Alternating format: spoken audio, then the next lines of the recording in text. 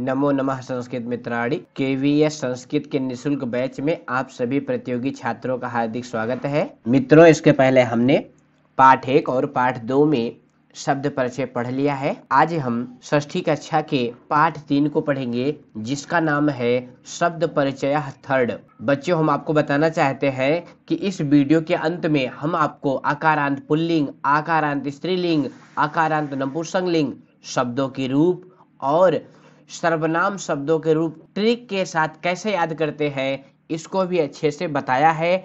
तो आप वीडियो को अंत तक जरूर देखें। सर्वनाम याद करने की जो ट्रिक है आप देखें, हमें उम्मीद है कि आपको अवश्य पसंद आएगी। तो प्रथम पाठ में हमने आकारांत पुल्लिंग शब्दों को पढ़ा था। द्वितीय पाठ में आकारांत स्त्रीलिंग शब्दों को पढ़ा था। आज हम पाठ 3 के अंतर्गत आकारांत नपुंसकलिंग शब्दों का परिचय प्राप्त करेंगे। तो आइए बिना विलंब किए हुए पाठ को प्रारंभ करते हैं। एतत् किम, यह क्या है। अब यह प्रश्न जो ये महिला फावड़ा ली हुई है उसके विषय में है। एतत् किम, यह क्या है। एतत्, ये भी। एतद जो दकारांत शब्द हमने आपको पाठ 1 और पाठ 2 में बताया था, उसी का नपुंसकलिंग का प्रथमा विभक्ति एक वचन का रूप है एतत्। एतत् माने यह, नपुंसकलिंग वस्तु के लिए। तो एतत् किम, यह क्या है। एतत् खनित्रम अस्ति, यह कुदाल है। अब यहाँ पे कुदाल हमने इसलिए कहा है क्योंकि इस पाठ के शब्दार्थ में खनित्रम का अर्थ कुदाल दिया है। तो यहाँ पे चित्र में तो फावड़ा दिखाई दे रहा है, लेकिन फावड़ा या कुदाल कुछ भी आप कह सकते हैं। श्रमिका खनित्रम चालयति, मजदूरनी फावड़ा अर्थात कुदाल चला रही है या चलाती है। अब यहाँ पे ध्यान दो बच्चों, जो श्रमिका पद है इसमें टाप प्रत्यय लगी हुई है। कौन सी प्रत्यय लगी हुई है? टाप प्रत्यय। आप सभी जानते हैं कि पुल्लिंग शब्दों को स्त्रीलिंग में बदलने के लिए कुछ स्त्री प्रत्ययों का प्रयोग किया जाता है, जिसमें टाप, गीप, गीस, गीन ये सब मुख्य प्रत्यय हैं। तो श्रमिका में टाप प्रत्यय लगी हुई है। टाप प्रत्यय का बड़ा आ जुड़ता है, तो शब्द है श्रमिक और टाप प्रत्यय लग करके श्रमिका बना हुआ है। तो पाठ के साथ साथ कहाँ से प्रश्न बन सकता है, जिन जिन बातों का हम उल्लेख करते चल रहे हैं आप उसको कॉपी में नोट करते चलिए। सफलता का यही मूल मंत्र है। खनित्रम चालयति, फावड़ा चला रही है। चालयत में ये ऋयंत रूप है क्योंकि इसमें धातु है चल, जिसका रूप चलता है चलत, चलता, चलंती, लेकिन ये ऋयंत अर्थात प्रेरणार्थक क्रियापद है। उसके बाद तत् किम, तत् किम।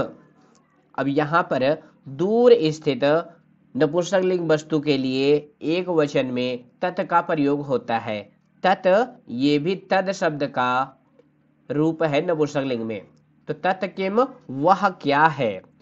तत् विश्राम गृहम अस्ति, वह विश्राम घर है। किम अत्र भित्तिकम अस्ति, क्या यहाँ पर दीवाल है। अब ध्यान दो बच्चों, दीवाल को क्या कहते हैं?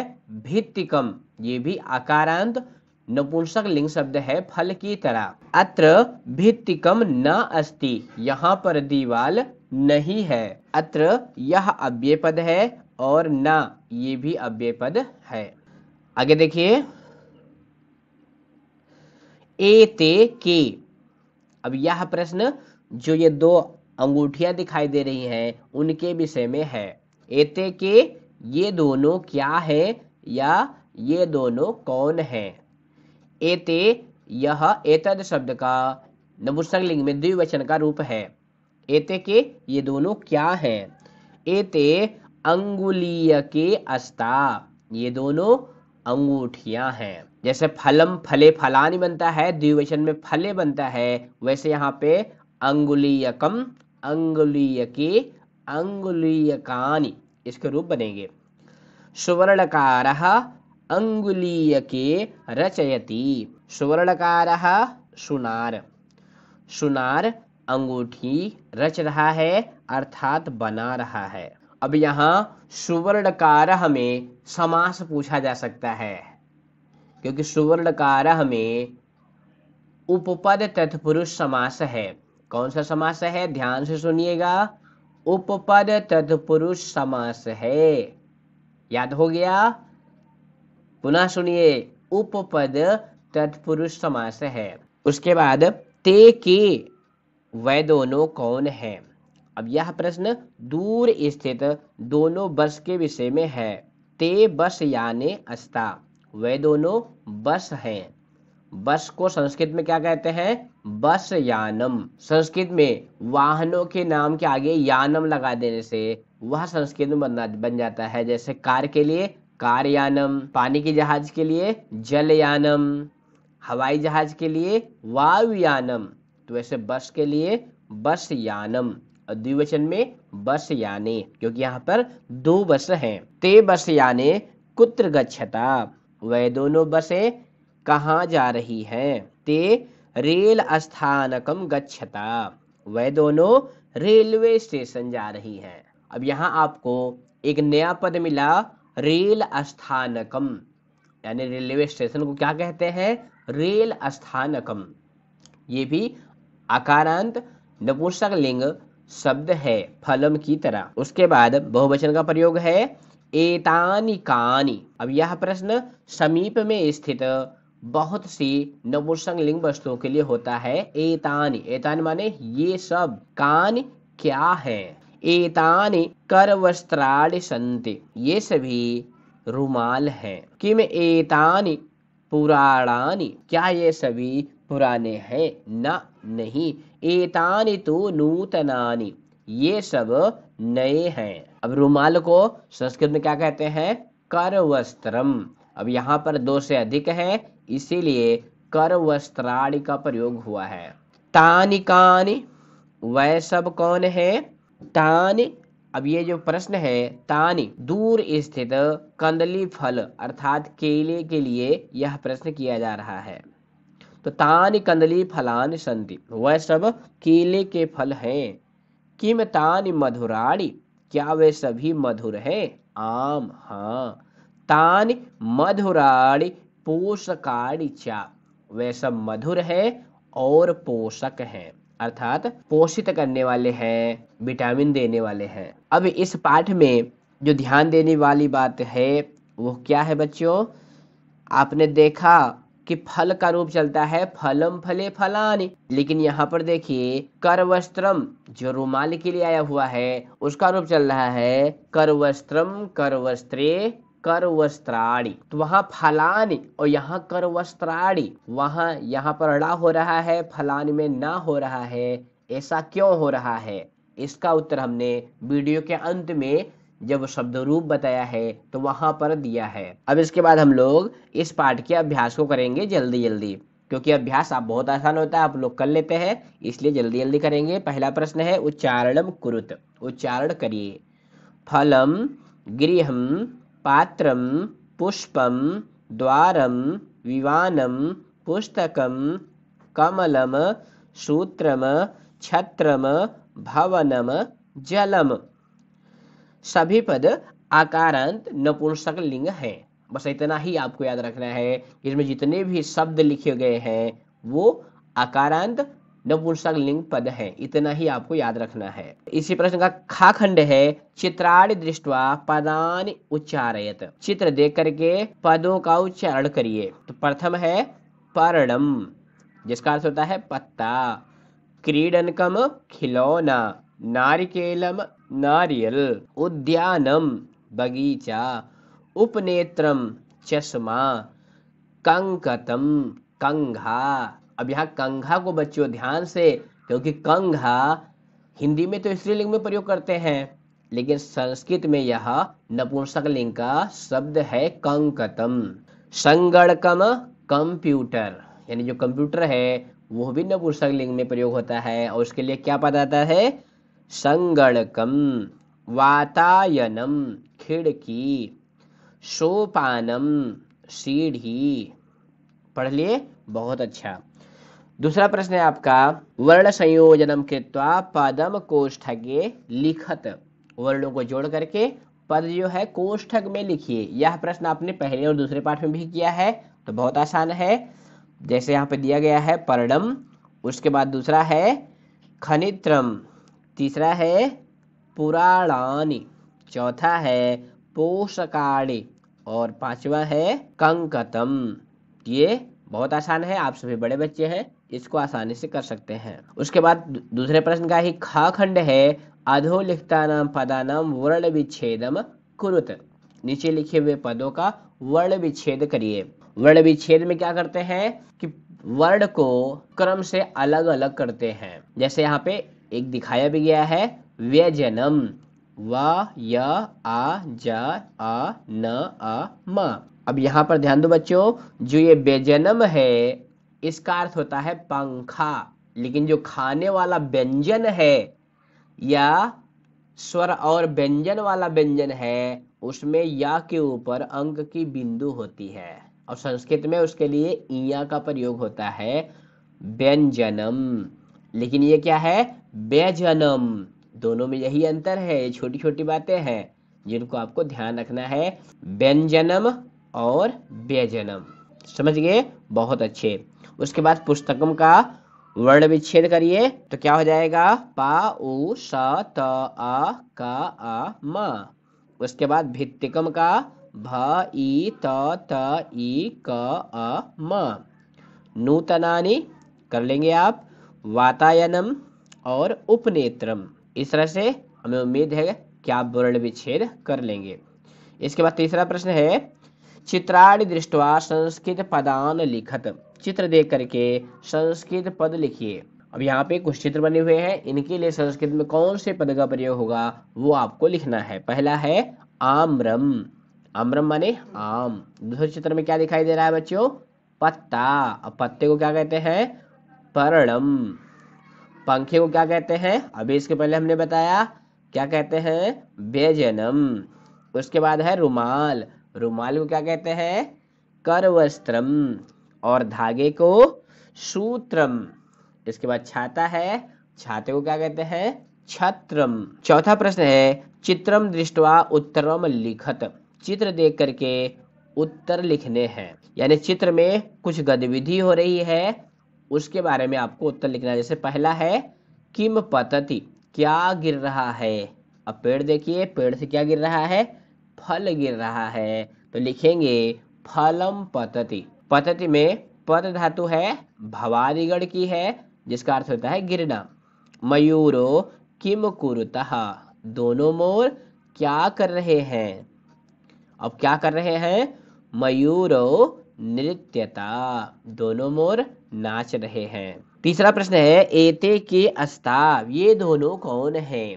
अब चित्र में देखिए क्या है ये सब, ये दोनों खिलौने हैं, तो क्या लिखेंगे एते क्रीडन के अस्ताव, क्योंकि खिलौने को क्या कहते हैं क्रीडनकम।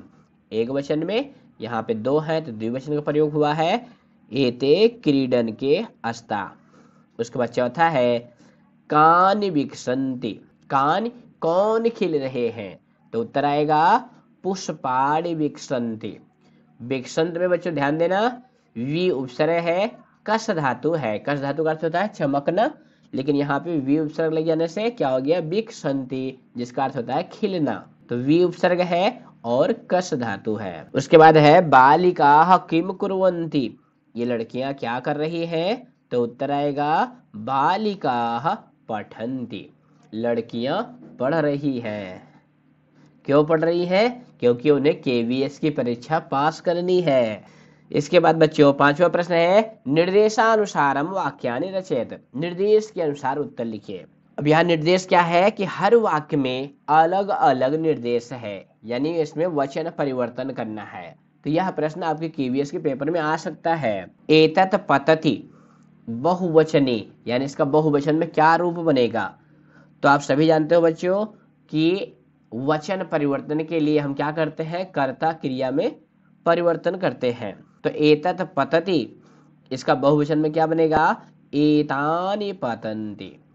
इसी तरह से एते पर्णे अस्ता, अब इसका बहुवचन में प्रयोग करना है। यह है वाक्य जो है द्विवचन में लिखा है, इसको बहुवचन में बदलना है, तो क्या हो जाएगा एतानि पर्णानि सन्ति। अगला वाक्य है मयूरः नृत्यति, एक वचन का वाक्य है, बहुवचन में बदलना है, तो क्या बन जाएगा? मयूराः नृत्यन्ति। नृत्यन्ति में कौन सी धातु है? बताइए, फटाफट बताइए। नहीं पकड़ पाए? मैं बताता हूँ। नृत्यन्ति में निरत धातु है। विकल्प में मान लो आ गया, नृत्य भी दे दिया, नृत्य भी दे दिया, तो कुछ बच्चे कहेंगे सर जी इसमें नृत्य धातु है। तो नृत्य कोई धातु नहीं होती है, धातु तो नृत्य होती है, ता हलंत। नृत्य, नृत्य ये किस गढ़ की धातु है? यह जो है दिवादिगढ़ की धातु है, जिसमें या विकर्ण लगता है। जैसे दिव्यति वैसे नृत्यति। तीसरा वाक्य है एतानि यानानि। अब ये बहुवचन का वाक्य है, द्विवचने, इसको द्विवचन में बदलना है, तो क्या हो जाएगा? एते याने। अगला वाक्य है छात्रे लिखता। दो छात्राएं लिख रही हैं, तो बहुवचन में क्या बनेगा? छात्राः लिखन्ति। अब यहाँ ध्यान देने वाली बात क्या है कि छात्रे इस पद के द्वारा हमें पता चल गया कि लिखने वाली बालक है या बालिका है, क्योंकि अगर बालक होता तो उसके लिए होता छात्रौ लिखता।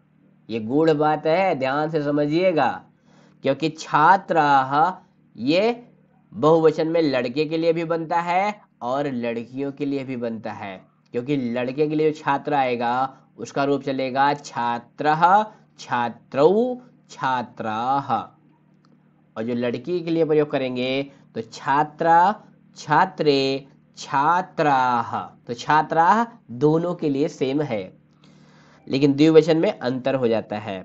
समझ गए? बहुत अच्छे। नारिकेलम पतति, नारियल गिर रहा है, द्विवचने, तो क्या हो जाएगा? नारिकेले पतता। समझ में आ रहा है ना? समझ में आ रहा है तो वीडियो को लाइक करें। इसके बाद आपका छठा प्रश्न है उचित पदान संयोज्य वाक्यानि रचयत। उचित पद के द्वारा जोड़ करके वाक्य बनाइए। यह प्रश्न भी आपने पहले और दूसरे पाठ में पढ़ा है। क्रिया और कर्ता का मेल करना होता है। मेल करने में किन किन बातों का ध्यान रखना है फिर बता देते हैं कि कर्ता एक वचन का तो क्रिया भी एक वचन की, कर्ता द्विवचन का तो क्रिया भी द्विवचन की, कर्ता बहुवचन का तो क्रिया भी बहुवचन की। बस इतना ही ध्यान रखना है। तो पहला है कोकिले, तो ये द्विवचन का कर्ता है, तो किससे मिलाएंगे? कूजतः। दूसरा है पवनः। अब पवन माने क्या होती है? ये बिहार वाले पवन सिंह नहीं है, पवनः माने वायु होता है, जिसको समीरः भी कहते हैं और अनिलः भी कहते हैं। तो पवनः वहति, वायु वहती है। उसके बाद है पुष्पम। अब फूल क्या करेंगे? फूल खिलते हैं, तो क्या किससे मिलाएंगे? पुष्पम विकसति। खगः उत्पतति। मयूराः नृत्यन्ति, क्योंकि ये मयूराः बहुवचन का करता है तो इसके लिए आएगा नृत्यन्ति। सिंहाः गर्जन्ति, शेर गरजते हैं। तो इस तरह से आपने मिलान कर लिया। अगर आप कॉपी में लिखना चाहते हैं तो इस तरह से आमने सामने लिख लेंगे। तो इस तरह से बच्चों हमने पाठ को पढ़ लिया, अभ्यास को भी देख लिया।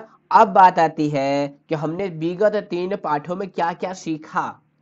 तो ये देखिए हमने आपको यहाँ पे दिखाया है आकारांत पुल्लिंग शब्द बालक। अब हम कुछ बात करते हैं शब्द रूप की। बालक, बालिका, फल, तद, एतद, यद, इन शब्दों का रूप आप कई बार लिखे होंगे, फिर भी पेपर में आते हैं तो कुछ बच्चे गलती कर देते हैं। तो आज हम आपको कुछ ट्रिक बताने वाले हैं कि क्या पूछा जाता है, क्या याद करके आप रट्टा मारने का आपको जरूरत नहीं है। बालक का रूप आप सभी जानते हैं, बालकः, बालको, बालकाः, बालकम, बालको, बालकान, ये सभी पढ़े हुए हैं। बस जरूरत क्या है? उस सूक्ष्म दृष्टि की जरूरत है जिसके द्वारा आप एक ही बार में सारे रूप याद कर सके। तो यहाँ पर ध्यान दो बच्चों, जो शब्द रूप पूछा जाता है हम उसको बताने जा रहे हैं। जैसे ये द्वितीय बहुवचन का रूप पूछा था बालकान। अब यहाँ बालकान क्यों बनता है आप सभी जानते हैं कि नहीं जानते हैं? उसके लिए एक सूत्र है तस्मात् छसो न पुंसी।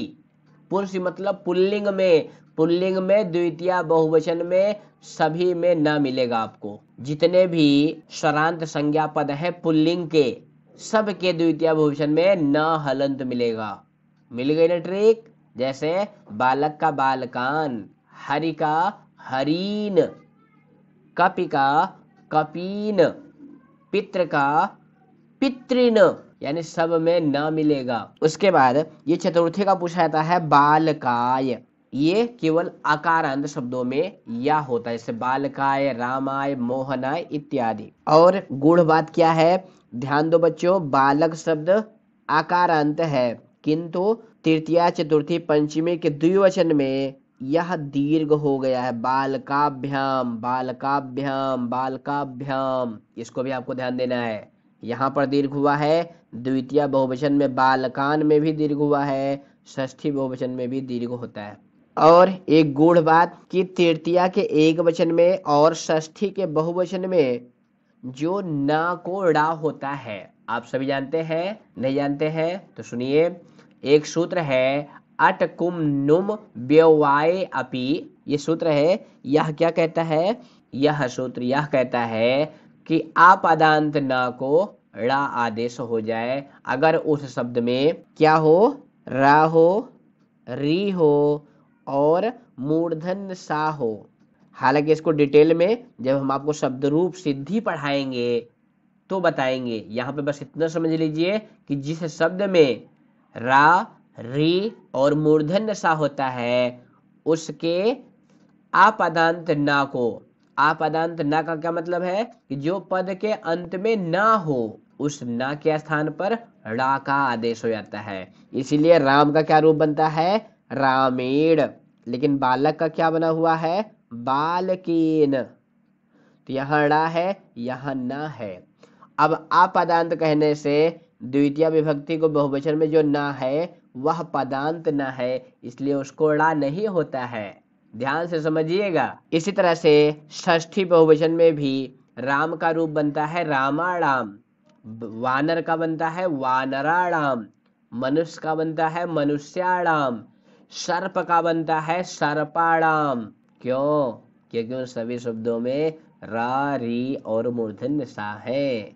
हमारी बात समझ में आ गई, अब तो आप गलती नहीं करेंगे, बहुत अच्छे। फिर भी अगर आपके मन में कहीं कोई प्रश्न है तो आप अवश्य कमेंट करके पूछा करें, कहीं भी कोई प्रश्न है संस्कृत संबंधित, कुछ और चाहते हैं आप हमसे कि इसको और अच्छे से एक्सप्लेन किया जाए तो आप बिल्कुल कमेंट करें। उसके बाद आकारांत स्त्रीलिंग शब्द है बालिका, तो इसके रूप चलते हैं बालिका, बालिके, बालिका, बालिकाम, बालिके, बालिका, बालिकया, बालिकाभ्याम, बालिकाभि, बालिकायै, बालिकाभ्याम, बालिकाभ्य, बालिकायाः, बालिकाभ्याम, बालिकाभ्यः, बालिकायाः, बालिकयो, बालिकानां, बालिकायां, बालिकयो, बालिकासु, हे बालिके, हे बालिके, हे बालिकाः। ये तो आप जब छठी में संस्कृत पढ़ रहे होंगे तब से बालक बालिका का रूप याद करते रहते हैं, फिर भी गलत हो जाते हैं।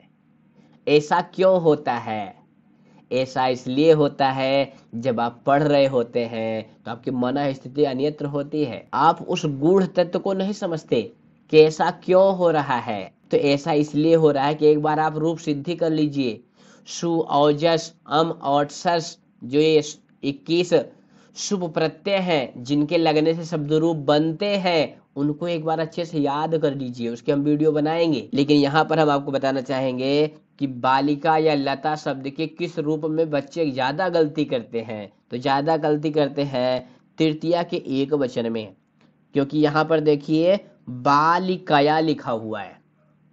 अब पेपर में मान लो आ गया कि लता शब्द का तृतीया विभक्ति एक वचन का रूप है, एक में दे दिया लताया और एक में दे दिया लतया, तो जिन बच्चों ने अच्छे से लता शब्द का रूप नहीं याद किया है वो कहेंगे लता शब्द तो आकारांत है, तो लताया को सही मार देंगे। ये छोटी छोटी बातें हैं, जो अच्छे बच्चे हैं वो गलती नहीं करते हैं, लेकिन जो थोड़े कमजोर हैं, मध्यम वर्ग वाले हैं, वो गलती कर देते हैं। तो बालिका का जो बड़ा आ है वो कहाँ कहाँ पे हर्ष हो रहा है, वो हो रहा है तृतीया के एक वचन में, षष्ठी और सप्तमी के द्विवचन में। ध्यान से सुनिएगा, तृतीया के एक वचन में, षष्ठी और सप्तमी के द्विवचन में। यहाँ भी देखिए बालिकयो, बालिकयो। ऐसा क्यों होता है, ये सब रूप सिद्धि का विषय है, हम उस प्रकरण में इसकी चर्चा करेंगे। और क्या बात ध्यान देने वाली है कि यहाँ बालक का बनता है बालकेशु, मूर्धन्य सा होता है, किंतु यहाँ पर बालिकासु में दंती सा है। क्यों? क्योंकि सप्तमी विभक्ति बहुवचन का जो प्रत्यय है वो शुप है। शुप में पा का लोप हो जाता है, केवल सु जुड़ता है। तो एक सूत्र आता है बच्चों, आदेश प्रत्ययो। कौन सा सूत्र है? ध्यान से सुनिएगा। आदेश प्रत्ययो। ये क्या कहता है? ये कहता है इड़ के बाद। इड़ क्या है? एक प्रत्याहार है, आप सभी जानते हैं। इड़ के बाद चाहे आदेश का हो या प्रत्यय का दंती सा हो, तो उसके स्थान पर मूर्धन्य सा का आदेश हो जाए। ध्यान से सुनिएगा, नहीं तो फिर आप पछताते रहेंगे कि सर जी कहाँ पर दंती सा लगानी है, कहाँ पे मूर्धन्य सा लगाना है। अगर आपको मूर्धन्य विद्वान बनना है तो ध्यान से सुनिएगा। सूत्र है आदेश प्रत्ययो। ये क्या कहता है? आदेश के अथवा प्रत्यय के दंती सा को मूर्धन्य सा में हो जाए यदि उसके पूर्व में इड़ प्रत्याहार का कोई वर्ण हो। तो यहाँ पर देखिए बालकेश में क्या होता है? ए होता है, इसलिए वहां पर मूर्धन्य सा हो जाता है। इसीलिए इकारांत, उकारांत, ऋकारांत इन सभी शब्द रूपों में आपको मूर्धन्य सा मिलता है। क्योंकि हरि का बनता है हरिषु, धेनु का बनता है धेनुषु, क्या बनता है? धेनसु। और पितृ का बनता है पितृषु। किंतु बालिका का बनता है बालिकासु। यानी छोटा अ तो होगा ही नहीं, बड़ा अ के बाद उसके बाद सु का जो है दंती सा रहता है। अन्यत्र यानी अन्य स्वर के बाद जो है मूर्धन्य सा, क्योंकि इड़ प्रत्याहार में आ को छोड़ करके संपूर्ण स्वर आ जाते हैं। अब इसका अंतर आपको धात रूप में भी देखने को मिलेगा, क्योंकि जो पा धातु है, पा धातु का क्या अर्थ होता है बच्चों? पीना। रूप चलता है पिबती, पिबता, पिबंती। चार लकारों में कौन कौन? लट, लोट, लंग और बिधलिंग। क्या चलता है? पा को पीब आदेश हो जाता है। तो कुछ बच्चे गलत फहमी हो जाते हैं कि पीब धातु है, लेकिन धातु क्या है? पा।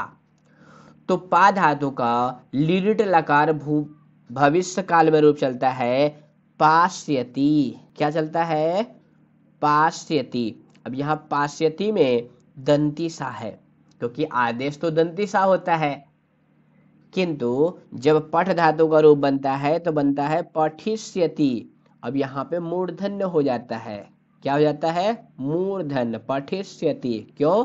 क्योंकि यहाँ पर जो सा आया है उसके पहले ठकारो उत्तरवर्ती छोटी ई है, इसलिए वहां पे मूर्धन्य हो गया।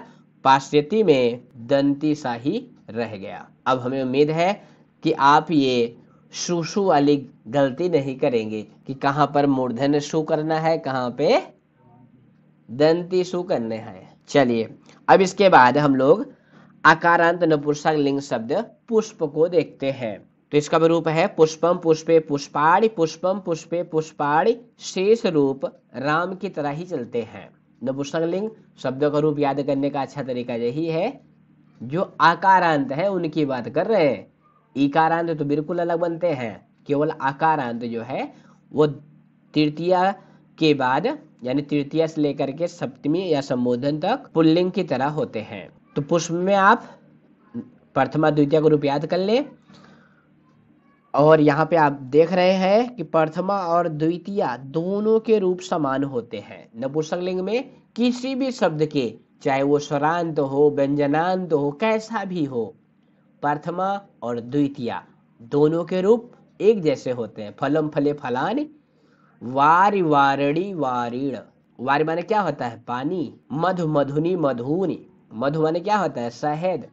उकारांत नपुंसक लिंग शब्द है तो मधु मधुनी मधुन, मधु मधुनी मधुन। इसी तरह से पयस शब्द है। पयः माने क्या होता है? दूध या पानी।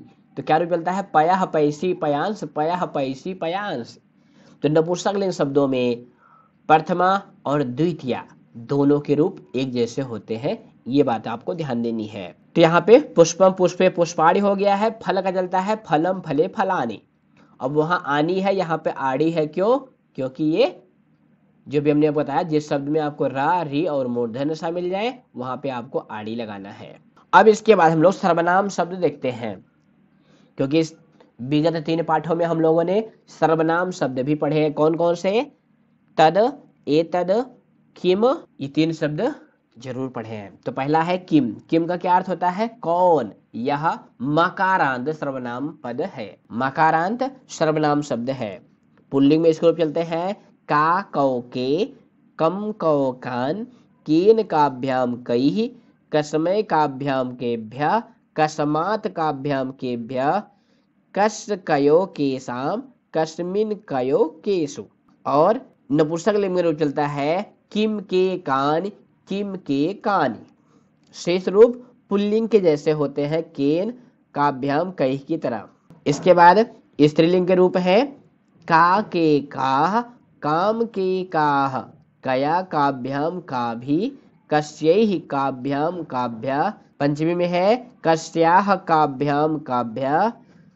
षष्ठी में कस्याः कयो कासाम, कस्याम कयो कासु। अब यहाँ पर जो रूप पूछा जाता है वो चतुर्थी एक वचन का पूछा जाता है। पुल्लिंग में होता है कस्मैः और स्त्रीलिंग में होता है कस्यैः। बस माँ और या इनका ही अंतर होता है। कस्मै श्री गुरुवे नमः, कस्मै श्री गुरुवे नमः।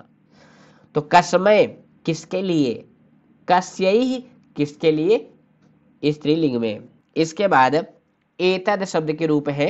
एतद माने होता है यह। अब एतद में ए को हटा देने से तद शब्द के रूप बन जाते हैं।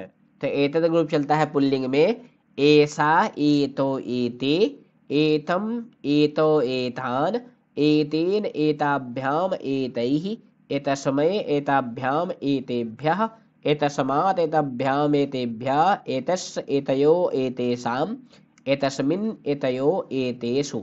इसी तरह से स्त्रीलिंग में रूप चलते हैं इसके ऐसा, एते एताः, एताम एते एताः, एतया एताभ्याम एताभिः, एतस्यैः एताभ्याम एताभ्यः, एतस्याः एताभ्याम एताभ्यः, एतस्याः एतयो एतासाम, एतस्याम एतयो एतासु। ये स्त्रीलिंग के रूप है। नपुंसक लिंग में केवल प्रथमा द्वितीय याद करना है, शेष रूप पुल्लिंग के जैसे। तो क्या बनेगा? एतत एते एतानि, एतत एते एतानि।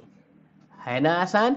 और इसमें बच्चों ध्यान दो, ऐसा का ए हटा दीजिए और सा ला दीजिए। अब यहाँ पे जो सा आएगा ना वो मूर्धन्य वाला है, नहीं आएगा वो दंती वाला आएगा। यानी तद के रूप चलाने के लिए क्या चलता है? सा तो ते, तम तो तान। तो एक याद कर लीजिए, दूसरा अपने आप याद हो जाएगा। कैसे याद करेंगे ये देखिए, हम आपको ट्रिक बताने जा रहे हैं। यहाँ पे हमने पुल्लिंग शब्दों के रूप सभी रखे हैं। किम कौन, तद वह, एतद यह, यद जो। यद माने क्या होता है? जो। अब ट्रिक क्या है इसमें कि एक के रूप याद कर लीजिए, अन्य सभी के रूप वैसे ही बना लीजिए। जैसे किम में किम का क्या होता है? माँ का लोप जाता है, केवल का बचता है। तो काह, कम, केन, कस्मै, कस्मात्, कस, कस्मिन। तो इसी तरह से जहां का है वहां पर ता लगा दीजिए, केवल प्रथमा विभक्ति को छोड़ करके। प्रथमा विभक्ति में सह होता है, बाकी का के स्थान पे ता लगा दीजिए। तो कम, तम, केन, तेन, कस्मै, तस्मै, कस्मात्, तस्मात्। यानी एक याद करिए, दूसरा अपने आप बन जाएगा। और इसी के पहले ए लगा दीजिए तो एतद शब्द का रूप हो जाएगा। बस ए लगाएंगे तो प्रथमा के रूप में थोड़ा परिवर्तन हो जाएगा। जो सा दंती सा था वह मूर्धन्य हो जाएगा। क्यों? अभी हमने आपको सूत्र बताया नहीं, आदेश प्रत्ययों के कारण। उसी तरह से यद शब्द जिसका अर्थ होता है जो, इसके भी रूप इसी तरह से चलते हैं। या, यौ, यी, यम, यो, यान पुल्लिंग में, और स्त्रीलिंग में या, ये, याह। तो जहां का है वहां पर या लगा दीजिए तो यद शब्द के रूप बन जाएंगे। तो ये ट्रिक है, छोटी छोटी बातें हैं, क्योंकि ढेर सारे रूप रटते रटते रटते बच्चे कुरूप हो जाते हैं। हमारे एक मित्र थे, वो हमेशा ये कहा करते थे, रूप से कुरूप भय रूप की रटाई में। तो बहुत बच्चे रूप रटते रटते कुरूप हो जाते हैं, फिर भी याद नहीं होता है। रूप रटिए मत, उसकी जो गूढ़ बात है वो समझिए, आप कभी भी गलती नहीं करेंगे। तो बच्चों, वीडियो पसंद आई है तो इसको लाइक करें, और आप हमारे चैनल पर नए हैं तो जरूर चैनल को सब्सक्राइब कर लें, क्योंकि एक एक लाइक और आपका एक एक सब्सक्राइब हमारे उत्साह को बढ़ा रहा है। हम आपके लिए रोज नई नई अच्छी अच्छी वीडियो लाते रहेंगे। तो जयतु संस्कृतम, जयतु भारतम। धन्यवाद।